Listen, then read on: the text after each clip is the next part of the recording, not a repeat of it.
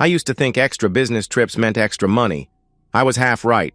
They just weren't paying me. My name is Jonas Hartwell, and for 8 years I thought I had the kind of marriage other men envied. Elin was beautiful, supportive, and seemed genuinely happy with our life together. We had our routines: Sunday morning coffee in bed, Friday night movies, occasional dinners out when finances allowed. Nothing spectacular, but solid. The first crack came disguised as opportunity. Mikko Larsson arrived at our consulting firm like a breath of fresh air, all Nordic confidence and ambitious energy. At 38, he was only 3 years older than me, but carried himself like a man destined for corner offices. "Jonas," he said after a staff meeting, "I've been reviewing personnel files. Your client satisfaction scores are impressive." "Thank you, sir," I replied. "Mikael," he corrected with a practiced smile. "I have plans for this division, and I need reliable people I can trust with increased responsibilities." The increased responsibilities came as travel. Lots of travel. Within 2 weeks, I found myself booking flights to Chicago, Denver, Atlanta, anywhere clients needed face-to-face attention. "This is amazing," I told Elin over dinner, showing her the Seattle itinerary. "If this keeps up, we might finally afford that kitchen renovation." Her reaction surprised me. Instead of enthusiasm, she seemed relieved. "That's wonderful, Jonas. You deserve this recognition." She squeezed my hand, and I noticed something different: professionally manicured nails. When had she started going to salons? "New manicure?" I asked. "I thought I should take better care of myself. You're not the only one who can improve." As weeks passed, I noticed other changes. Ellen joined a gym, bought fitted clothes that emphasized her figure, changed to expensive perfume. Where she used to complain about my absences, now she actively encouraged trips. "You should take that extra day in Phoenix," she'd say. "Build those relationships." Her enthusiasm should have made me happy. Instead, it left me uneasy. The strangest part was her knowledge of my schedule. I'd come home planning to mention last-minute trips, only to find her already making arrangements. "I picked up your dry cleaning for Dallas," she'd say before I'd mentioned Dallas. "How did you—" I stammered. "You mentioned it yesterday. Don't you remember?" she replied. But I was certain I hadn't. Mikael had only confirmed the trip that afternoon. 3 months in, I stood booking what Mikael called my most important assignment yet, a week in San Francisco. The commission would cover our mortgage for 3 months. "This could be our breakthrough," I told Elin. "Mikael said if I handle this right, the promotion is practically guaranteed." "That's wonderful." She massaged my shoulders. "When do you leave?" "Monday morning. Gone until Friday, maybe Saturday," I replied. Her hands stilled briefly. "A whole week." "I know. I'm sorry," I stammered. "Don't apologize. This is important. We both have to make sacrifices for our future." She kissed my head and left me to finish booking. As I entered my credit card information, I caught my reflection in the computer screen, tired, older, with new lines around my eyes. I clicked Confirm Purchase. This trip would change everything, Mikael had promised. I had no idea how right he was. The San Francisco crisis turned out to be a software integration problem any IT consultant could have handled remotely. By Tuesday noon, everything was resolved. "Excellent work, Mr. Hartwell," said Patricia, the client's operations director. "Though I'll admit this probably could have been handled with phone calls." I forced a smile while my stomach churned. Sometimes hands-on attention makes the difference. Sitting in my rental car outside their building, the corporate speak felt hollow. This wasn't a week-long crisis. It was barely a day's work. Why had Mikael insisted it was critical? Why specifically request I take the full week through Saturday? My phone buzzed. "Hope everything's going well. Miss you. Don't work too hard. Elin." I stared at the message, remembering her reaction to this trip. She'd seemed eager for me to leave, asking specific questions about my hotel, flight times, evening availability. "Just want to reach you in emergencies," she'd explained. Now those questions felt calculated rather than caring. I called Mikhail's direct line. "Jonas, how's our most important client?" he asked. "Handled. Integration complete, system running smoothly. I could catch a flight back tonight," I replied. Silence stretched too long. "Tonight? What about follow-up meetings? Relationship building?" he asked. "What follow-up meetings? Patricia didn't mention any and technical issues are resolved," I replied. "Well, sometimes situations develop complications. You should stay the full week, just to be safe." Something cold settled in my chest. To be safe. "Exactly. Better prepared," he replied. I ended the call and sat staring at the wheel. In 8 years of consulting, I'd never been asked to stay after jobs finished. It was expensive and unnecessary, unless the point wasn't the client. The drive to my hotel felt like moving through water. Details crashed together. Ellen's new clothes, gym membership, mysterious schedule knowledge, enthusiasm about absences, Mikhail's perfectly timed travel assignments. I called Elin. "Hi, honey." Her voice was bright, breathless. "How did meetings go?" "Good. So good I'm thinking of coming home early," I replied. "Early?" The brightness flickered. "But this is a week-long project." "Plans change. I miss my wife," I replied. "Oh." She paused. "If you think that's best for your career." "My career?" I asked. "You don't want to seem unreliable. Cutting trips short, not following through," she replied. I'd been married to this woman 8 years. I knew every voice inflection, every tell when she was lying. Right now, Aylin was lying. "You're right. I should stick to the original plan," I replied. "Good." Relief was unmistakable. "That's wisest." After hanging up, I sat on the hotel bed, forcing logical thought. Mikhail sent me on frequent trips. Aylin supported these absences. She'd improved her appearance. She knew my schedule early. None was proof, but my gut screamed something was wrong. I changed my flight. The 43-minute drive home passed like a fever dream. I passed our coffee shop first date location, the park where I'd proposed, the intersection where I'd asked her to marry me during a red light. It was 3:17 p.m. Wednesday when I turned onto Maple Street. Everything looked normal. Neat lawns, American flags, the Pattersons' garden gnomes. Mikhail's silver BMW sat in my driveway. I parked across the street, heart hammering. There could be explanations, work emergencies, misunderstandings. But I knew better. I pulled out my phone and started recording. If wrong, I'd delete it. If right, I'd need evidence. The front door was unlocked. I slipped inside like a burglar, every floorboard creak unnaturally loud. The living room showed recent occupation, 2 wine glasses, Elin's shoes by the couch. Voices drifted from upstairs. Elin's laugh, bright and unguarded. Mikhail's rumble making her laugh again.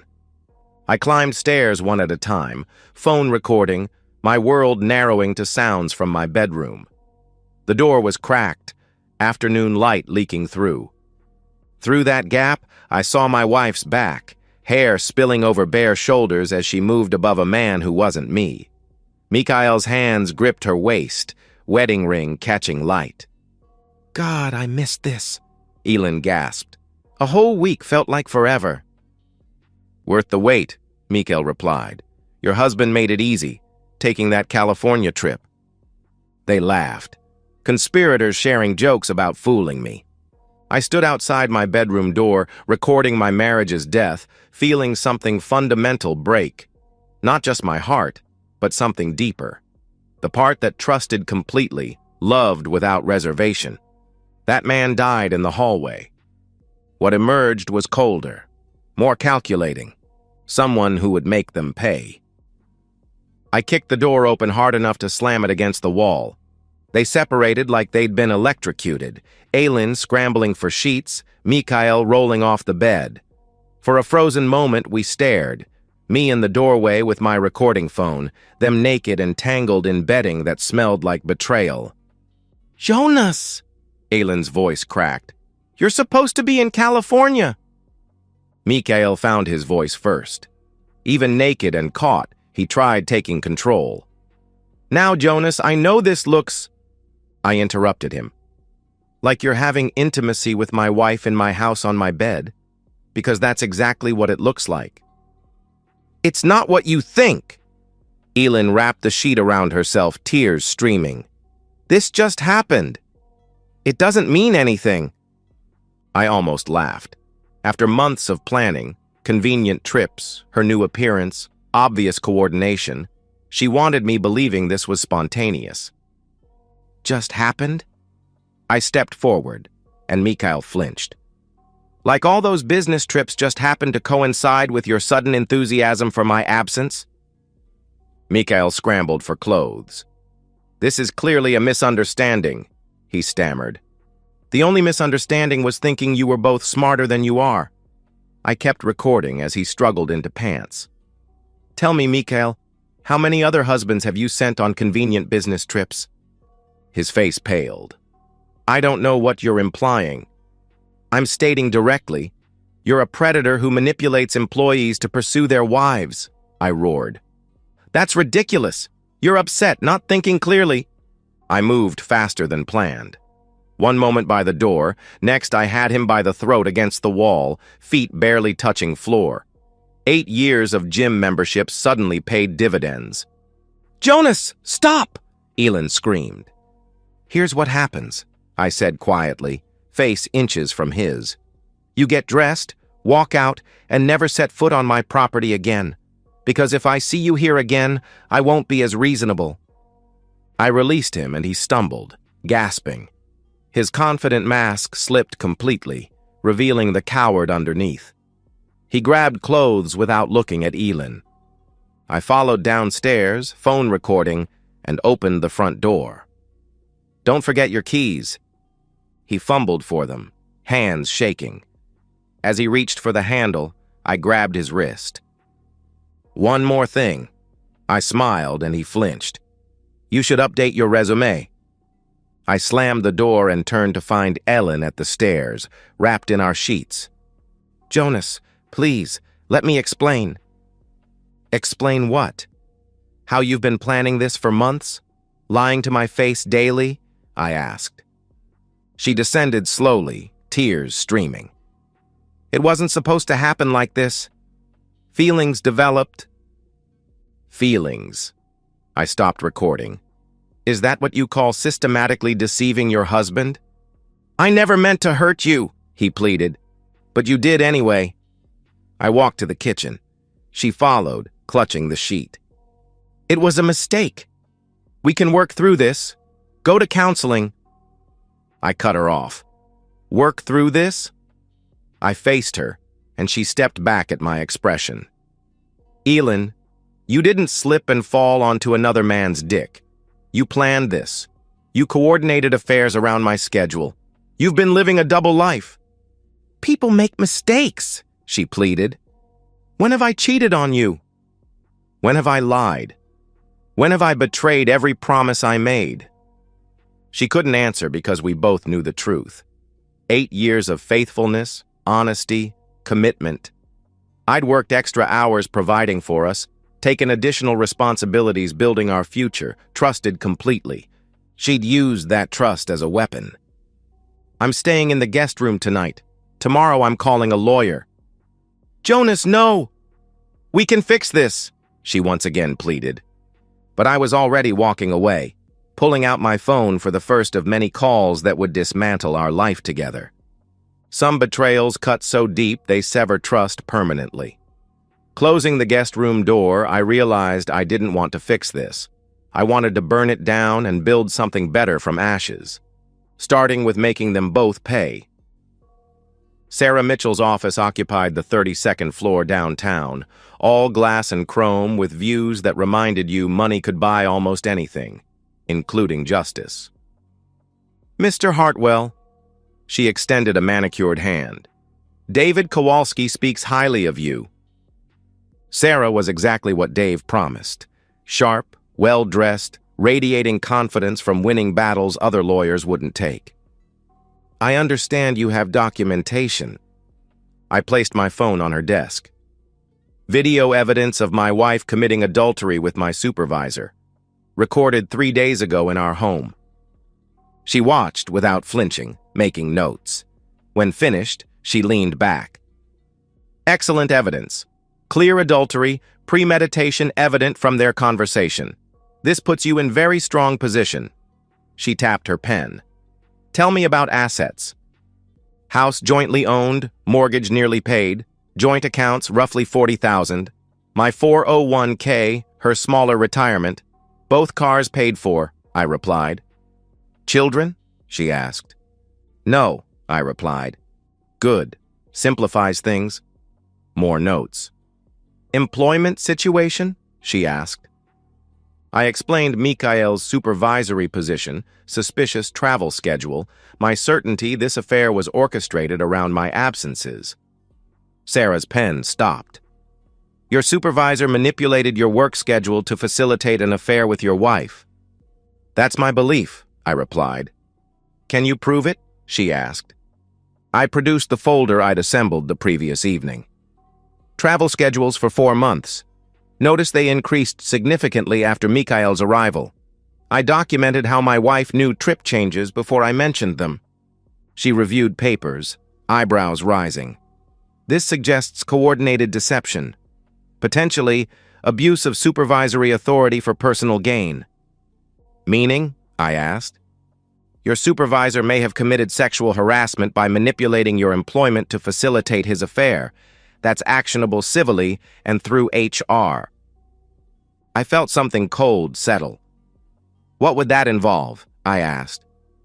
Formal HR complaint, supported by evidence. If the company has sense, they'll terminate him immediately. You could pursue civil suit for intentional infliction of emotional distress. And divorce? I asked. With adultery evidence, particularly premeditated, we pursue fault-based divorce. That typically means the unfaithful spouse receives significantly less in asset division. Given systematic deception and her affair partner manipulating your employment, I believe we can argue for minimal alimony. How minimal? I asked. Potentially none. Your wife broke the marriage contract through adultery. She doesn't deserve profiting from betrayal. For the first time in 3 days, I smiled. When do we start? Within 24 hours, Sarah filed divorce papers citing adultery and began asset protection. Within 48, I sat across from Jennifer Walsh, our HR director, watching her face pale as she reviewed evidence. Mr. Hartwell, this is extremely serious. If accurate, Mr. Larson violated multiple policies and potentially laws. The evidence speaks for itself, I replied. She reviewed the video again, clearly uncomfortable but professional. The relationship itself, while inappropriate given supervisory dynamics, isn't necessarily actionable. However, if Mr. Larson manipulated your schedule to facilitate this, that constitutes abuse of authority and sexual harassment. The company's position? I asked. We'll investigate fully, but based on preliminary evidence. She sighed heavily. Mr. Larson will be suspended pending investigation this afternoon. What about my position? I asked. You'll report directly to regional management until resolved. And Mr. Hartwell, document any retaliation attempts. We take these matters seriously. That evening in my hotel room, I called Dave. How's the war going? He asked. Mikhail's suspended. Investigation starts tomorrow. Sarah filed divorce papers this morning. Jesus, you move fast when motivated, he replied. I had good motivation. The next morning brought news that Mikhail's suspension became termination. Jennifer called personally. Investigation revealed a pattern. You weren't the first employee whose travel Mr. Larson manipulated for personal reasons. We discovered at least 2 similar situations. Other married men? I asked. I can't provide specifics, but yes. We're terminating Mr. Larson immediately with no severance beyond mandated final pay. I immediately called Sarah. Excellent news. This strengthens our position considerably. The investigation validates claims about systematic deception and authority abuse. What's next? I asked. Deposition with your wife's attorney next week. Given evidence and company findings, I expect they'll push for settlement rather than trial. What kind of settlement? I asked. The kind where you keep the house, savings, and dignity while she explains to her family why her marriage ended. That afternoon, unknown number called. Jonas? It's Mikael. I almost hung up, then decided I wanted to hear this. I know you're angry. I'm past angry, Mikael. I'm pleased, I replied. Pleased? He asked, confused. With how efficiently this is working. Your termination, divorce proceedings, the civil suit my attorney is preparing, I replied. Silence. Civil suit? He asked, confused. Intentional infliction of emotional distress. Abuse of supervisory authority. Sarah thinks we have excellent grounds, especially now that investigation confirmed you've done this before. Jonas, listen. He started, but I cut him off. No, you listen. You thought you were clever, manipulating my schedule to have my wife. You thought I was some naive husband who'd never figure it out. You were wrong. It doesn't have to be like this, he pleaded. We already worked things out. You're unemployed, your reputation destroyed, and your wife left when she found out about your affair pattern. I'd say we worked things out perfectly. I hung up, and for the first time since finding them together, felt genuinely happy. Scorched earth was working exactly as planned.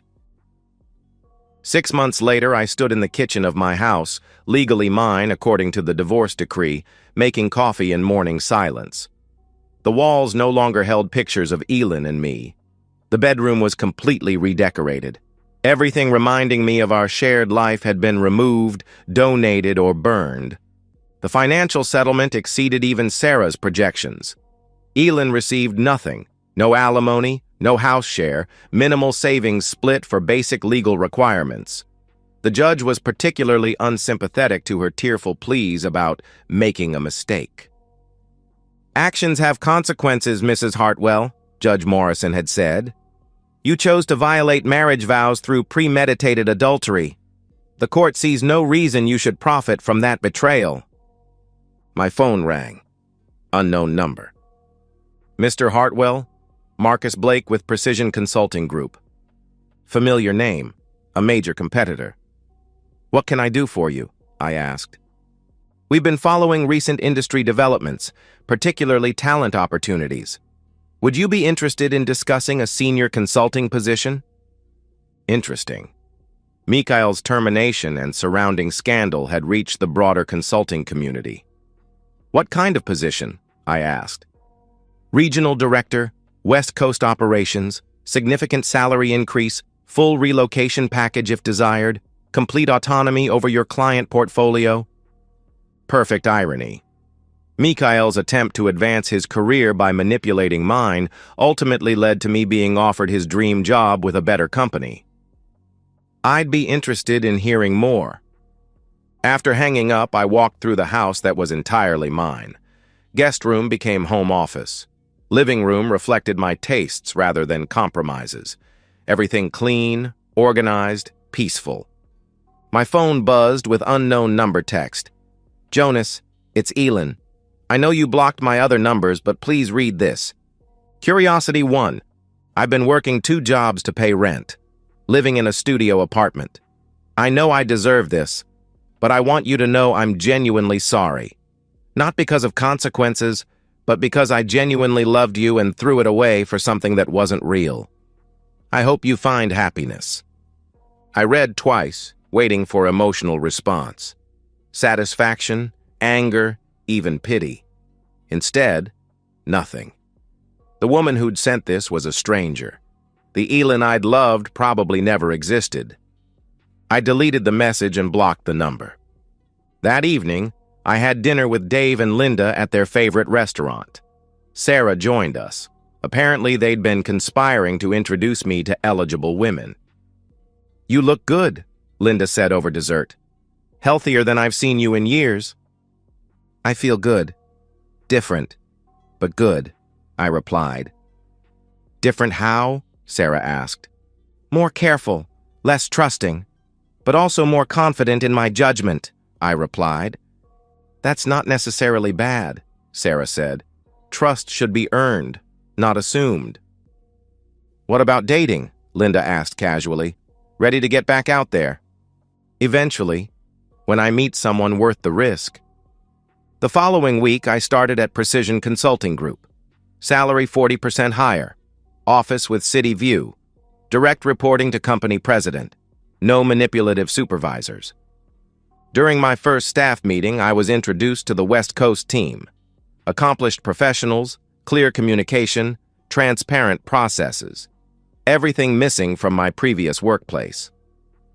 "We're excited to have you, Jonas," Marcus Blake said afterward. "Your reputation for client satisfaction and ethical practices is exactly what we're looking for." Ethical practices. Nice to work somewhere valuing that. That evening, I treated myself to expensive steakhouse dinner. While waiting, I spotted Mikhail at the bar, nursing what appeared to be his fourth drink. He looked older, worn down, defeated. Our eyes met. He raised his glass in mock toast, smile bitter. I nodded acknowledgement and turned away. Whatever satisfaction I might have felt at his decline had faded. He was irrelevant now. "Mr. Hartwell, your table is ready." I followed the hostess to a quiet corner, ordered wine and salmon, pulled out my phone to review emails. Normal, professional emails about legitimate business. No hidden agendas, manipulation, deception. The wine was excellent. Salmon prepared perfectly. I had nowhere to be except home to my peaceful house and my own company. For the first time in months, I raised my glass in genuine toast, to new foundations built on old betrayal's ruins, to the man I'd become rather than who I'd been, and to the future I was building entirely on my own terms. Some people destroy your life given the chance, but they can only truly win if you let that destruction define you permanently. I refused to be defined by what they'd done. Instead, I'd be defined by how I'd fought back, rebuilt, and emerged stronger. The best revenge wasn't just destroying enemies. It was building something better from the ashes they created. 6 months later, I found the last box of photographs while cleaning out the basement. Wedding pictures, vacation snapshots, 8 years of documented lies disguised as happiness. Instead of anger, I felt only detachment. The man in those pictures seemed like someone I'd known briefly, naive, trusting, unprepared for reality. Not someone I particularly missed being.